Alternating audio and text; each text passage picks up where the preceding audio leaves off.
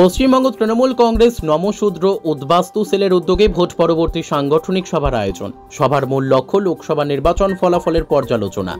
রবিবার গাজলের আদিনাতে রাজ্যের সমস্ত জেলার সংগঠনের জেলা সভাপতি, সম্পাদক ও রাজ্য কমিটির সদস্যদের নিয়ে জরুরি সভার আয়োজন করেন সংগঠনের রাজ্য চেয়ারম্যান রঞ্জিত সরকার মহাশয়। লোকসভা ভোটে রাজ্যের বিভিন্ন জেলায় কোথাও ভালো ফল, কোথাও খারাপ ফল হয়েছে। প্রশ্ন ওঠে সংগঠনের ভূমিকা নিয়ে। তাই জরুরি অবস্থায় সভার আয়োজন করে যে সমস্ত জায়গায় দলের বিরুদ্ধে যারা কাজ করেছে তাদের ইতিমধ্যেই সরিয়ে দেওয়া হয়েছে এবং যারা ভালো কাজ করেছে তাদের সংগঠনের ভালো জায়গা নিয়ে আসা হবে। এছাড়া যে সমস্ত জায়গায় ফল খারাপ হয়েছে সেই সমস্ত জায়গায় কী কারণে তৃণমূলের ফল খারাপ হলো তা বিস্তারিতভাবে আলোচনা করা হয়। মালদা থেকে বিশ্বজিৎ মণ্ডলের রিপোর্ট, এস নিউজ বাংলা।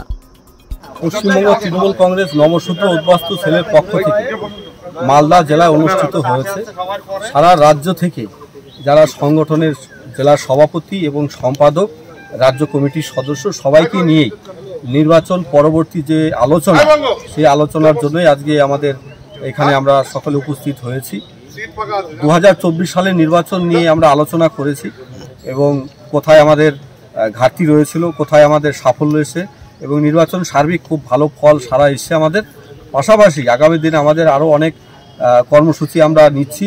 সেই বিষয়ে আমরা সমস্ত জেলা ধরে ধরে আমরা সাংগঠনিকভাবে উদ্বাস্তু মতুয়া নমশূদ্র সম্প্রদায়ের মানুষ তারা আগামী দিনে আরও মমতা বন্দ্যোপাধ্যায়ের পাশে থাকবেন, হাত শক্ত করবেন, এই আশা আমাদের রয়েছে এবং আমরা সংগঠনকে আরও বৃহত্তর জায়গাতে পৌঁছে যাব এবং আমরা ধাপে ধাপে আজকের দিনে দাঁড়িয়ে পশ্চিমবঙ্গের 20টা জেলাতে আমাদের এই সংগঠন শক্তি বৃদ্ধি করতে আমরা সফল হয়েছি।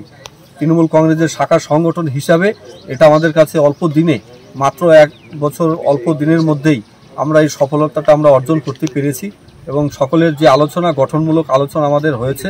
পাশাপাশি যে কয়েকজন যারা সাংগঠনিক বা যারা সংগঠনে থেকেও ভালো কাজ করেনি, যারা দল এবং সংগঠনের বিরুদ্ধে ছিল, তাদের বিরুদ্ধে চরম ব্যবস্থা নেওয়ার জন্য মুখ্যমন্ত্রীকে এবং অভিষেক বন্দ্যোপাধ্যায়কে আমরা আগামীকালকেই চিঠি করছি সবার অনুমতিতে এবং সবাই যারা আমরা এখানে আজকে উপস্থিত রয়েছি তাই সার্বিকভাবে যে যাতে তাদের দল থেকে আমরা সরিয়েও দিয়েছি অলরেডি, যাতে সংগঠনে তারা ক্ষতি না করতে পারে এবং আগামী কর্মসূচি নিয়ে আমাদের আরও পর্যালোচনা রয়েছে। আজকে বৈকালিক সময়ে আমাদের একটা সেশন আমাদের ইতিমধ্যে সমাপ্ত হয়েছে, আরেকটা সেশন আমাদের আলোচনা আর কিছুক্ষণের মধ্যে শুরু হবে।